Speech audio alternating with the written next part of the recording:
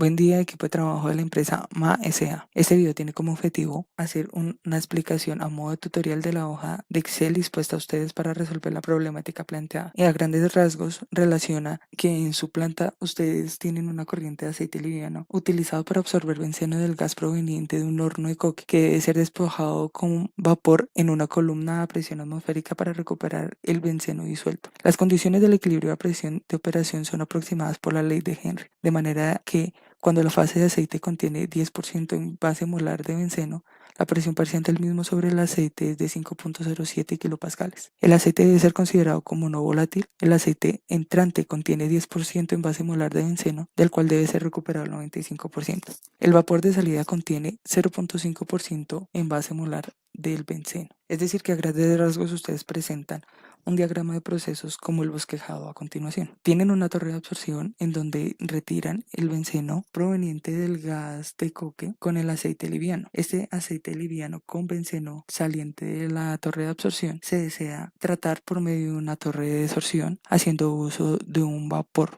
Este vapor permitirá retirar el benceno del aceite liviano. La primera cuestión que plantean ustedes hacia nosotros es cuántas etapas se requieren para esta operación inicialmente planteada.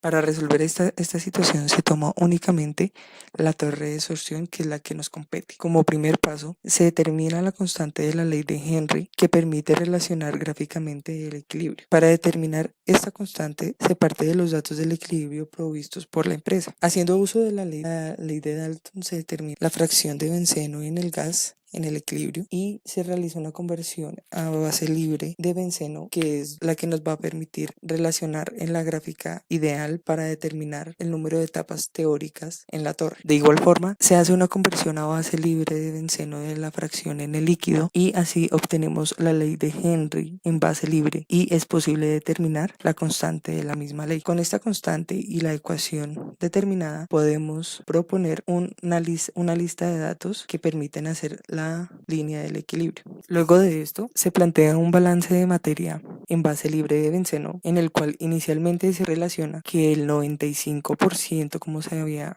mencionado anteriormente, del benceno presente en la corriente del líquido, o sea, en la del aceite liviano, va a encontrarse en el gas saliente de la torre. Esto nos permitirá determinar la pendiente que se encuentra en la línea de operación, que es la relación de flujo del líquido en base libre de benceno sobre el flujo del vapor o gas en base libre de benceno de igual forma. Con esta pendiente es posible determinar las concentraciones con las cuales saldrían. Aquí en este gráfico representa la línea roja, representa la línea de operación y la línea azul representa la línea del equilibrio. Para determinar el número de etapas se hace una especie de escalera que permite contabilizar cada una de las etapas que se necesita para ir avanzando en la línea de operación para llegar a las condiciones que se requieren, que son las de salida. Estos escalones o este número de etapas se van a determinar de la siguiente manera. La concentración en el líquido se mantiene constante para esta línea, pero se modifica la concentración en el gas. Es decir, en este punto son las condiciones de operación en la parte de abajo de la torre. Se va a mantener la fracción del líquido, pero se va a modificar la del gas haciendo uso de la ley de Henry. Luego de esto, para hacer esta línea horizontal, se mantiene la concentración en el gas y por medio del uso de la ecuación de la pendiente determinada para la línea de operación se llegan a la concentración del líquido que toque el siguiente avance. Con esto tenemos las condiciones o concentraciones que tendría la primera etapa. Así seguimos este cálculo continuo y obtenemos el escalonamiento que permite determinar el número de etapas. En este caso, el número de etapas se puede ver claramente gráficamente o también se puede ver en cada una de las etapas desarrolladas para cada uno de los puntos de la siguiente manera. Cada par de datos formarán lo que es un escalón. Entonces, siguiendo esa secuencia de ideas, determinamos que el número de etapas para esas condiciones son 11. Claro que toca tener en cuenta el cambio que se realizó en la concentración del vapor a la salida del proceso, ya que el propuesto se ve de la siguiente manera. Es decir, que solo se requerirían 2 etapas y estas 2 etapas no serían suficientes para llegar a las condiciones necesarias de operación. Para el siguiente ítem que se desean determinar cuántas ¿cuántas moles de vapor se necesitarían para tratar 100 moles de mezcla aceite-benceno? Si aparte de esas 100 moles que se encuentran en base húmeda de la mezcla aceite-benceno y se convierten a moles libres por medio de la relación determinada anteriormente de LS sobre GS, se puede determinar el flujo de vapor libre de benceno. Este vapor entrante en la torre es el que se mantiene a lo largo de la torre, pero si se mira en base húmeda, este flujo en base seca y en base húmeda a la entrada del gas es el mismo, pero a la salida no es lo mismo debido a que la concentración de benceno en la salida en base húmeda va a ser distinta, ya que ya este presenta una cantidad de benceno representante. Esta cantidad se presenta aquí en la parte de abajo. Para el siguiente ítem que se requiere determinar ahora el número de etapas, deseando de que se retire el 98% del benceno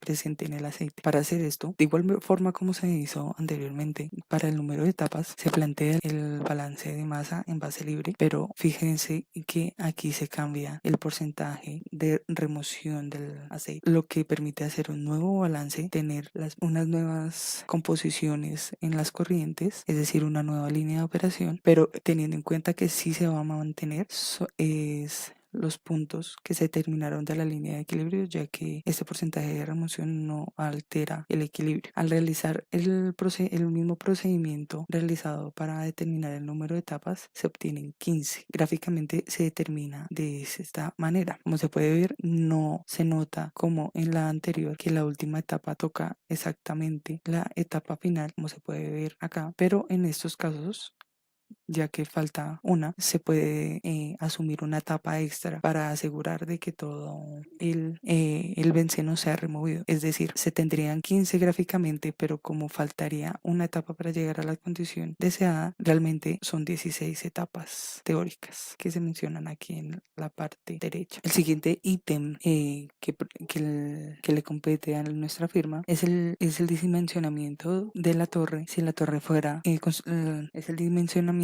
si se desarrolla una torre con un lecho empacado al azar, para lo cual ustedes como empresa desean conocer la altura del lecho empacado, la altura de la unidad de transferencia, el número de unidades de transferencia que se utilizaría en este tipo de torres. Para esto como primer paso se determina el coeficiente de transferencia de masa volumétrico de la fase gaseosa y la fase líquida.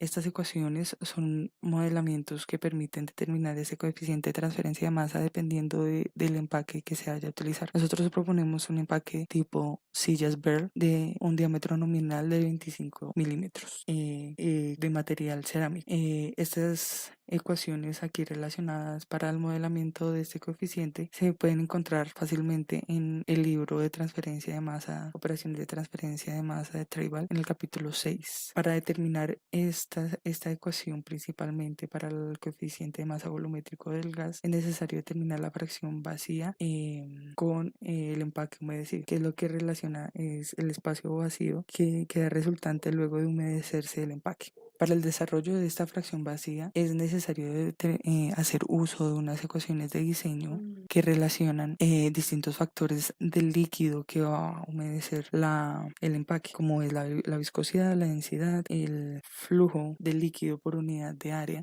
y la tensión superficial del líquido. Estas ecuaciones también se encuentran fácilmente en el capítulo 6 del libro de Tribal.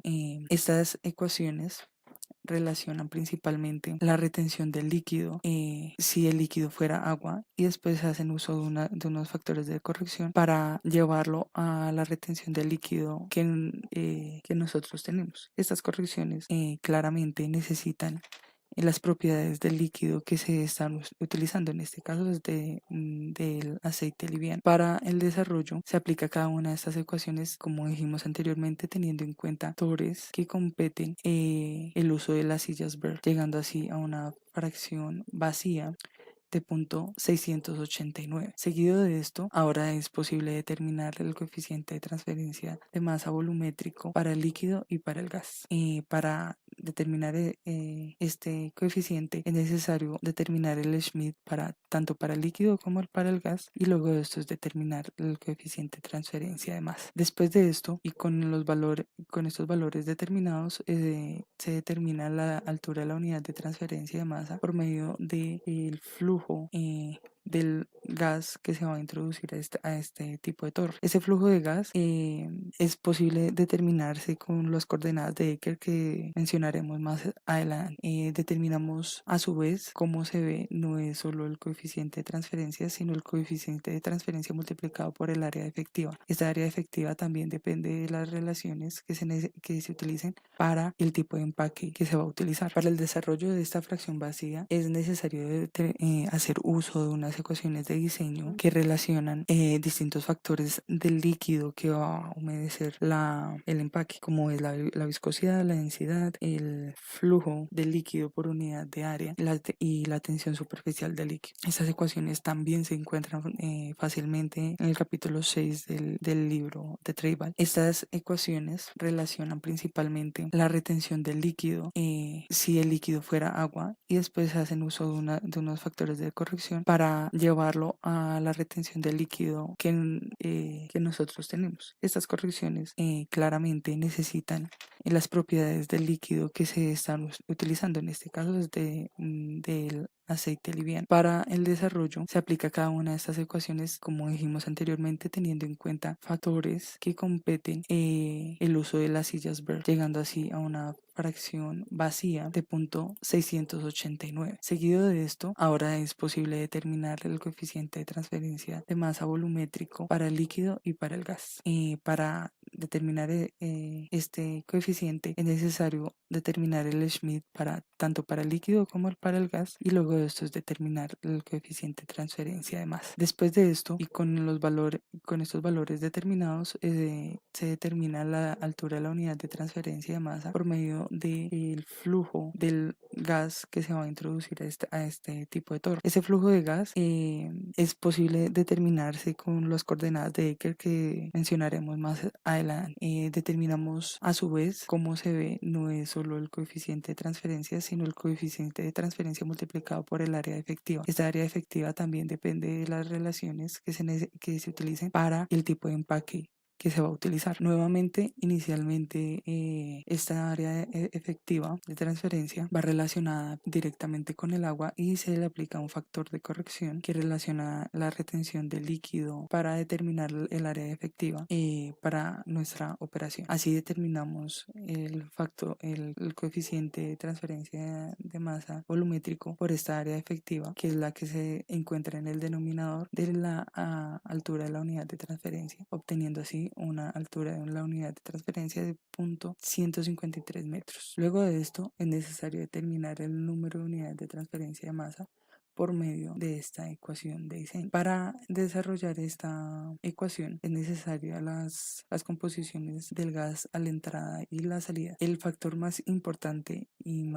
que requiere más desarrollo para determinar es la integral. Esta integral, ¿cómo se va a desarrollar? Esta integral se requiere, como bien por definición la integral es la determinación del área de una curva o de una gráfica. Se hace una gráfica de logaritmo de y, que es y representa la fracción del gas en la operación, versus esta fracción y sobre y menos y, donde y es la fracción del gas en el equilibrio. Para esto, entonces, para determinar esas concentraciones en el equilibrio que se van a utilizar en cada etapa, se va a hacer el uso de esta ecuación de equilibrio, la cual relaciona en su exponente la relación que se encuentra entre los coeficientes de transferencia de masa entre el líquido y el gas por su área efectiva. Esta se determina en el literal de 0.6. A continuación, hacemos uso de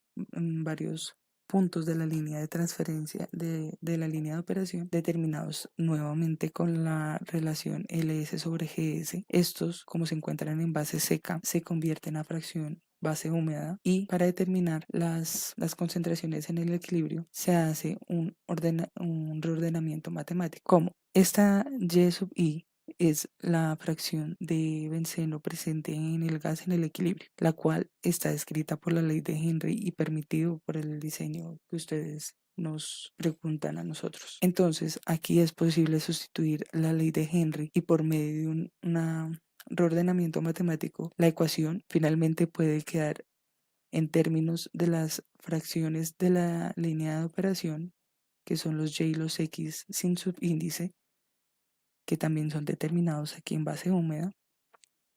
Y la única incógnita que nos quedaría aquí sería las fracciones del líquido en el equilibrio. Si se despeja esa ecuación igualándola a cero, es posible hacer uso de la herramienta SOLVE para determinar cuáles son los valores de XY que me permite que esta igualdad se cumpla. Con estos valores de XY en el equilibrio es posible convertirse a base seca estos XY y por medio de la ley de Henry en base seca que se determinó al inicio, determinar los valores de la fracción de benceno en el vapor en el equilibrio. Con estos valores de benceno, con estas fracciones de benceno en el gas en el equilibrio, se convierten a fracciones en base húmeda y es posible determinar los valores de benceno en el equilibrio en base húmeda. Aquí se encuentra un botón que permite determinar fácilmente con ayuda del sol cada uno de los valores de X y permita más rápido el cálculo en caso de que ustedes quisieran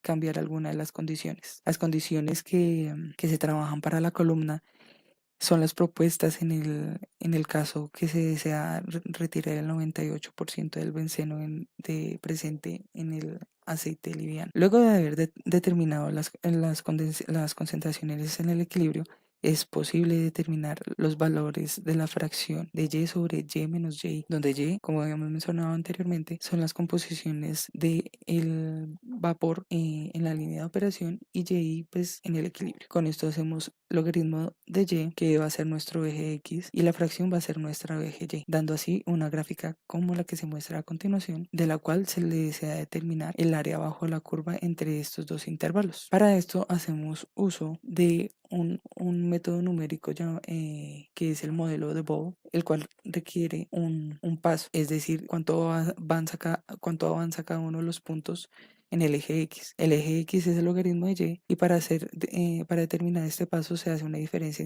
entre cada uno de los números utilizados para formar la gráfica y se realiza un promedio para determinar este paso, obteniendo así fácilmente la integral, y al reemplazar los valores en la ecuación y la integral determinada, se puede obtener el número de unidades de transferencia, que en este caso son 29.76.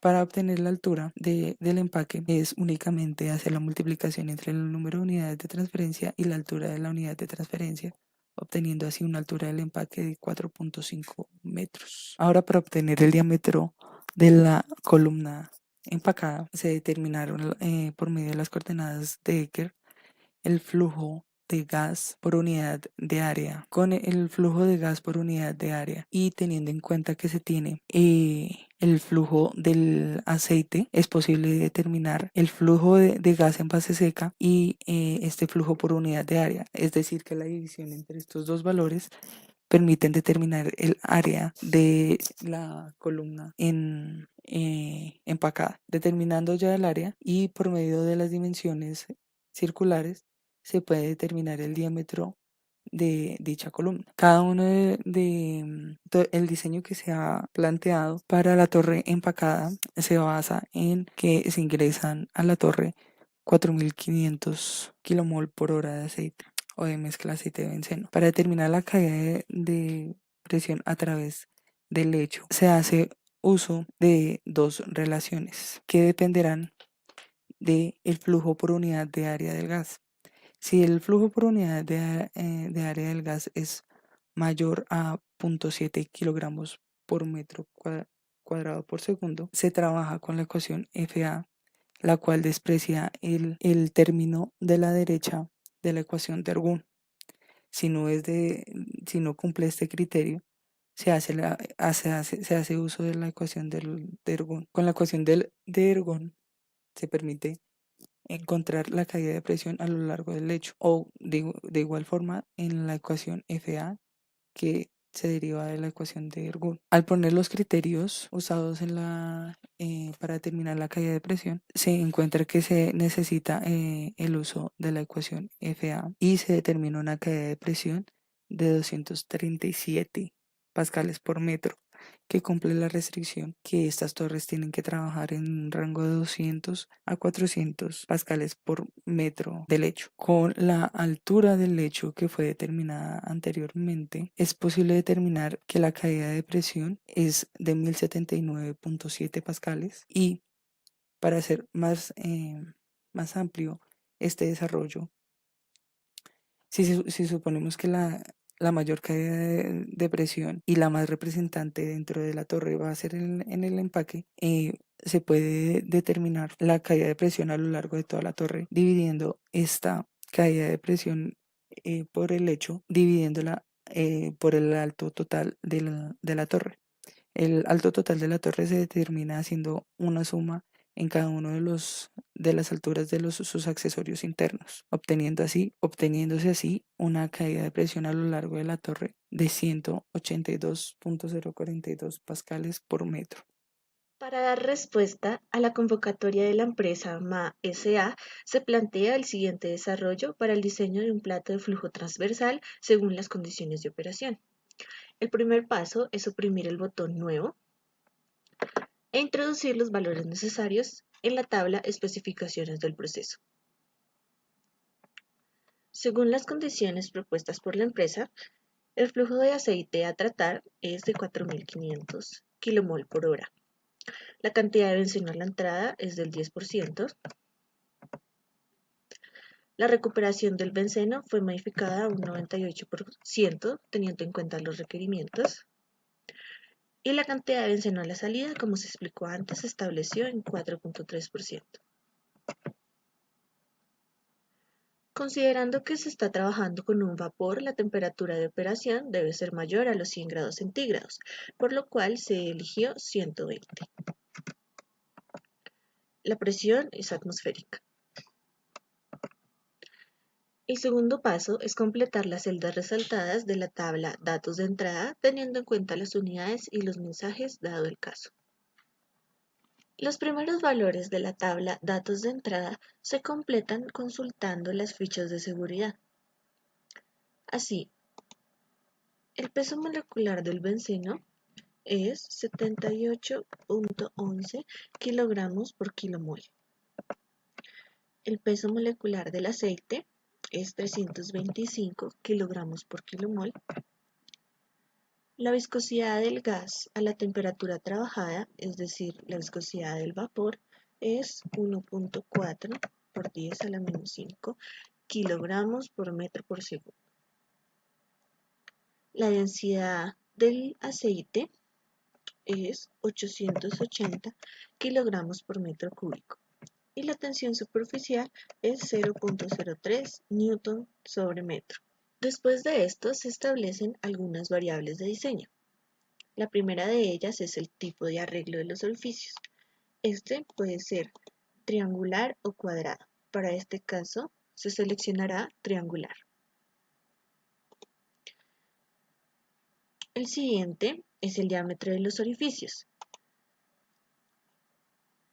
Esto puede tomar valores entre 3 y 18 milímetros. Sin embargo, 4.5 es el valor más común. El factor de separación tiene un valor entre 2.5 y 5.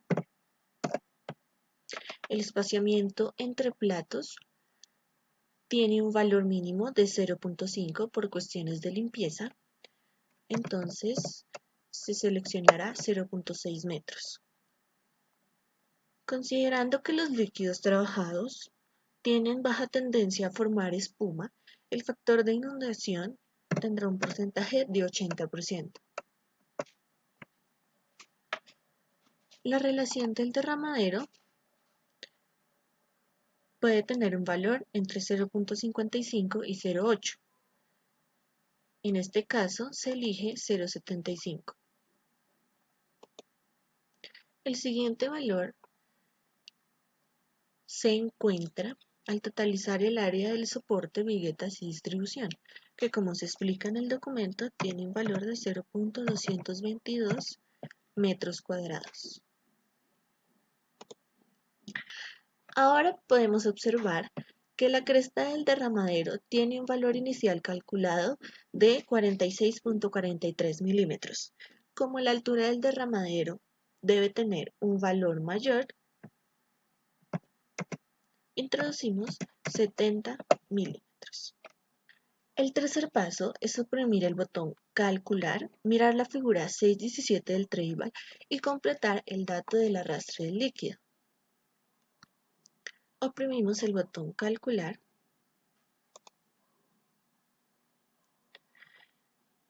y encontramos la figura 6.17 del table. En el eje X debemos ubicar el valor 0.4, para la curva 0.8. Leemos el valor en el eje Y, encontrando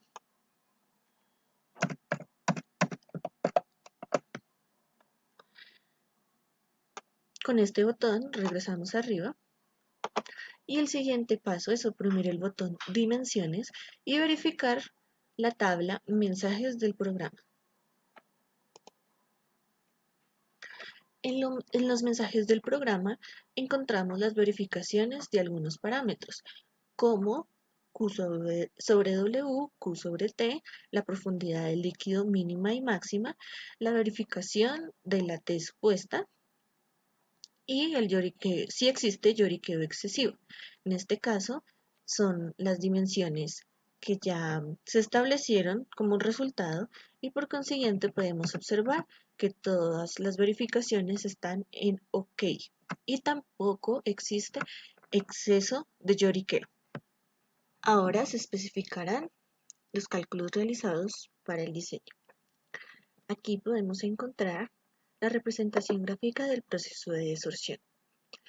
Alrededor se encuentran cada uno de los balances realizados para las corrientes, teniendo en cuenta las condiciones de operación descritas anteriormente.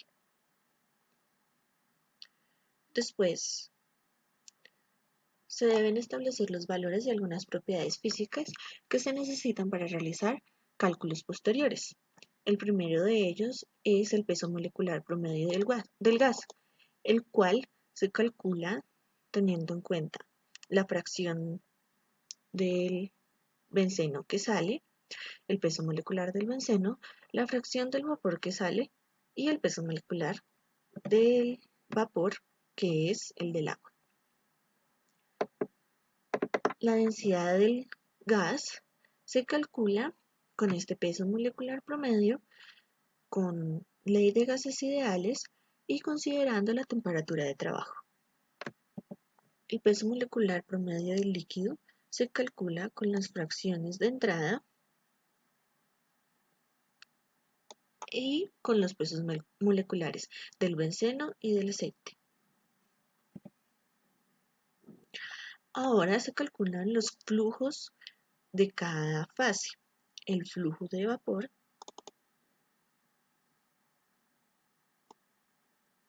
se calcula con el flujo que sale, con ley de gases ideales y la temperatura de trabajo. El flujo del líquido se calcula con el flujo de entrada, con la densidad del líquido y con el peso molecular promedio. Ahora se realizan cálculos para determinar otras variables relativas a las perforaciones. El primero de ellos es la separación, el cual tiene en cuenta el valor del diámetro establecido y el factor de separación. Como la separación es un valor fijo, se debe redondear. El factor espesor sobre diámetro se encuentra en la tabla 6.2 del table. Aquí podemos encontrar la sección de los datos que necesitamos. Para un diámetro de orificio de 4.5, el valor de espesor del plato sobre el diámetro, considerando como material acero inoxidable, es 0.43, que es el valor que se relaciona aquí.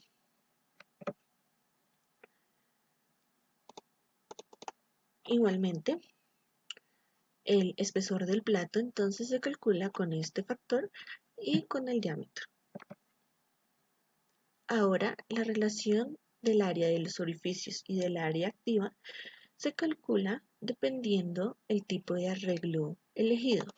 Como elegimos arreglo triangular, se debe seguir esta ecuación y el valor obtenido es el mostrado.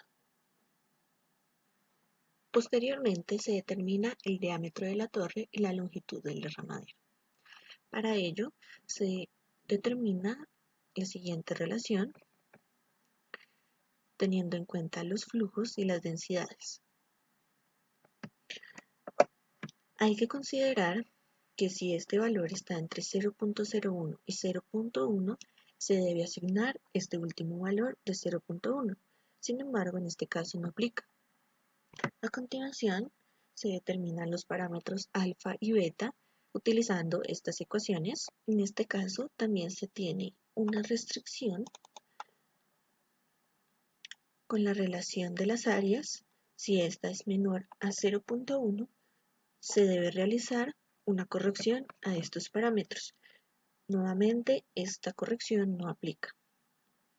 Ahora la constante de inundación se calcula con los parámetros alfa y beta y con la relación calculada anteriormente.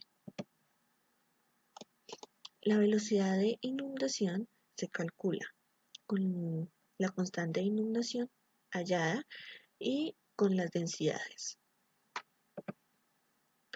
La velocidad superficial relaciona el factor de inundación y la velocidad de inundación.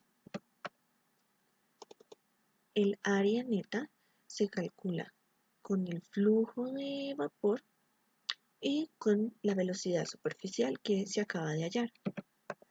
Ahora se observa la tabla 6.1 del table, la cual se transcribe y se encuentra acá. En esta debemos buscar el valor correspondiente a la relación 0.75 que establecimos en los datos de entrada. El valor que corresponde es 11.255%, que se encuentra acá. Seguido a esto, el área transversal de la torre se puede calcular conociendo el dato del área neta y este porcentaje de área del vertedero. Seguido a esto, el diámetro de la torre se calcula utilizando la ecuación de un círculo. Despejando el diámetro, a partir del área transversal, se encuentra el valor de 1.027. Sin embargo, para hacer el dimensionamiento, se utiliza la función redondear. Una vez calculado el diámetro, se debe realizar la corrección al área transversal, igualmente aplicando la ecuación de un círculo. Y ahora se calcula la longitud del derramadero.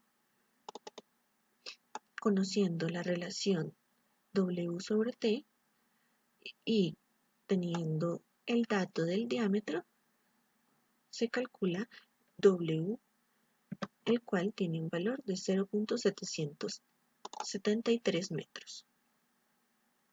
El área transversal del vertedero se puede calcular teniendo los datos del área transversal y de la relación.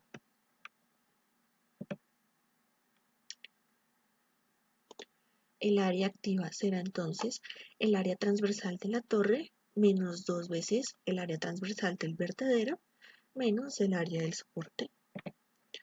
Y así llegamos al cálculo de las dos primeras verificaciones. La primera relaciona el flujo del líquido con la longitud del derramadero. Esta verificación se realiza para asegurar que el valor no sea superior a 0.032 metros cúbicos por segundo por metro. La segunda verificación relaciona el flujo del líquido con el diámetro de la torre y este valor no puede ser superior a 0.015 metros cúbicos sobre segundo por metro. El siguiente paso es determinar la cresta y la altura del derramadero. Como ya se conoce el diámetro de la torre y la longitud del derramadero, se calcula esta relación y como una primera aproximación del valor de la cresta del derramadero, se utiliza la ecuación presentada aquí, la cual relaciona el flujo del líquido con la longitud del derramadero.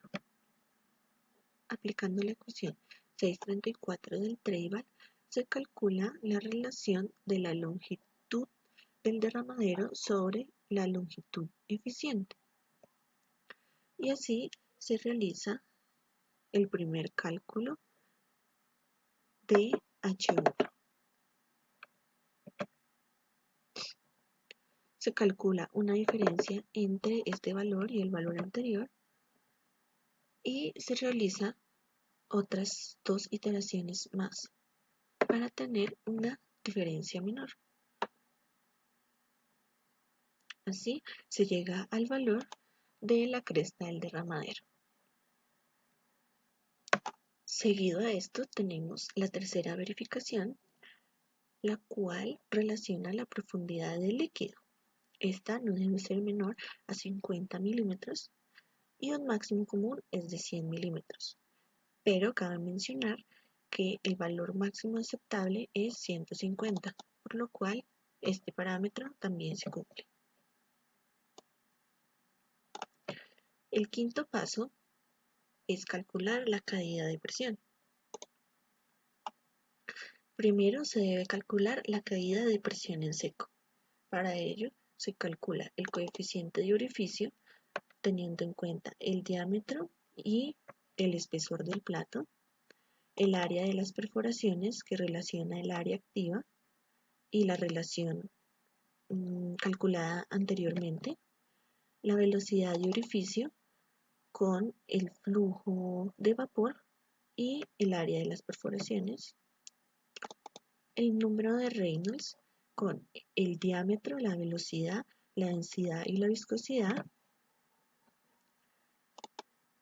Y ahora se calcula la primera parte de la ecuación 636, relacionando la velocidad de orificio, las densidades y la gravedad. Para la segunda parte es necesario conocer el factor de fricción, el cual se determina a partir de Reynolds. En este lado de la hoja se puede encontrar el cálculo del factor de fricción utilizando la ecuación de Colebrook.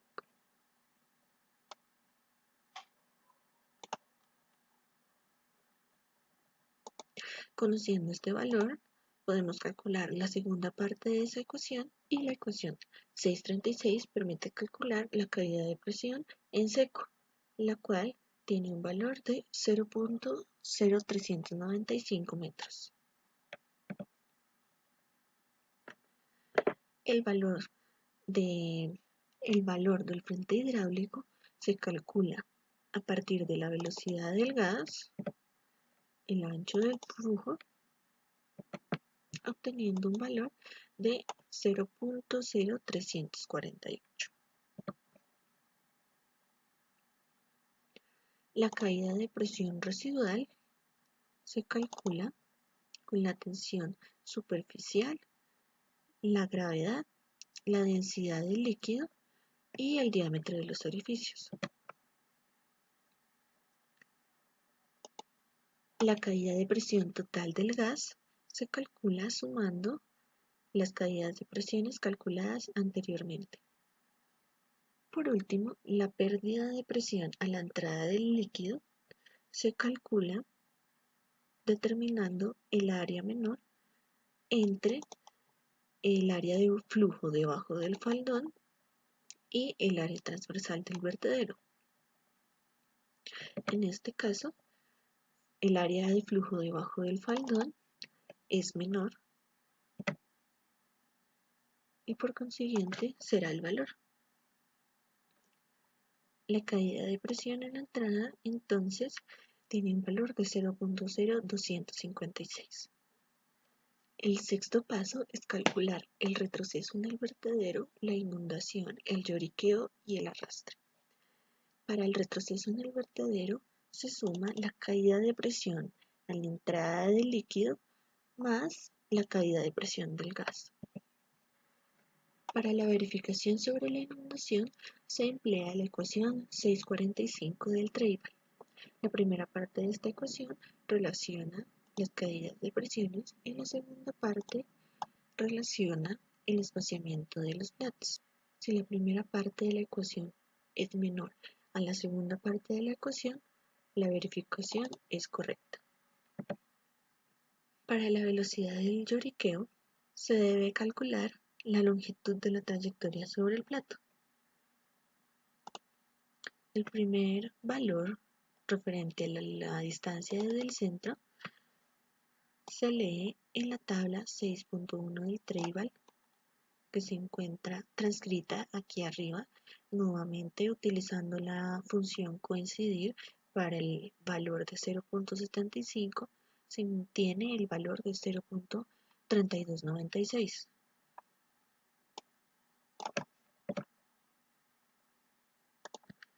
Con este factor y conociendo el diámetro de la torre, se calcula la distancia desde el centro.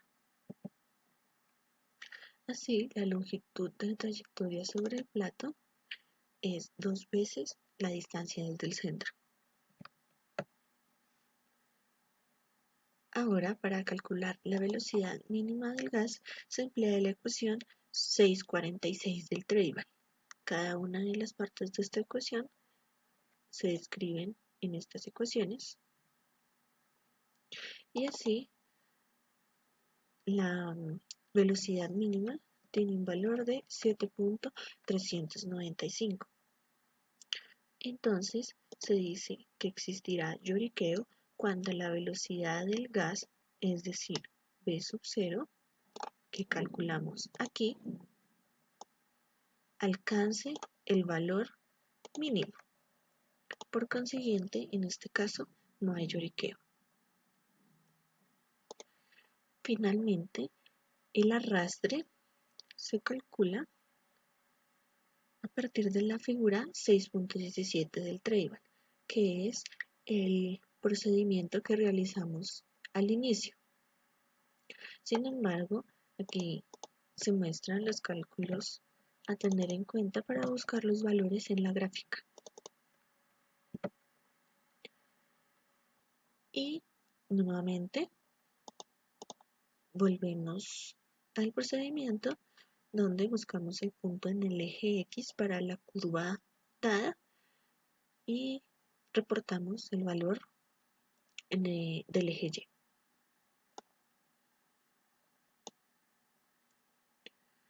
El siguiente ítem es calcular la eficiencia del plato.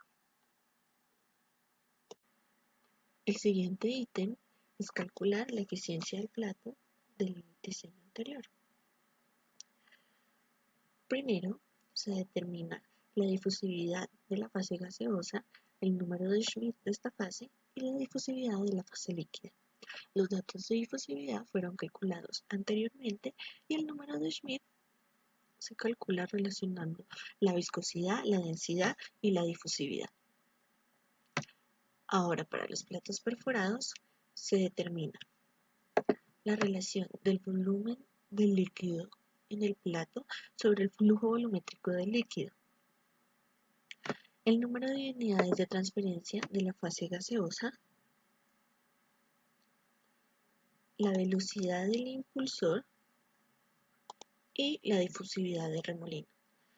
Estos valores se encuentran utilizando estas ecuaciones de las cuales ya se conocen todas las variables. Para la eficiencia se debe determinar la pendiente de la curva de equilibrio.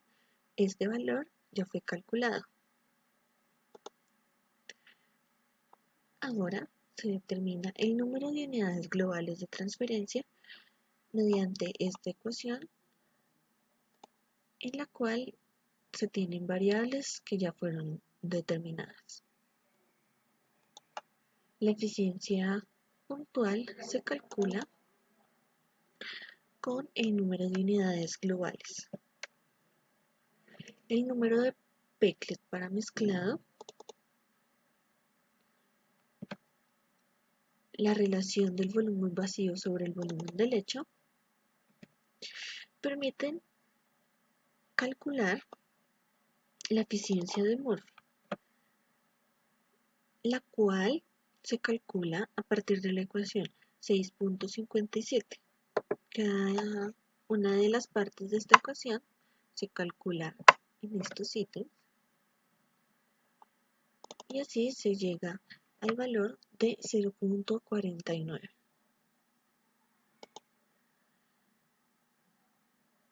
Sin embargo, se debe corregir ese valor de la eficiencia. Para ello se tiene en cuenta el arrastre calculado aquí y se relaciona la eficiencia de Murphy. Así, la eficiencia corregida es de 0.49.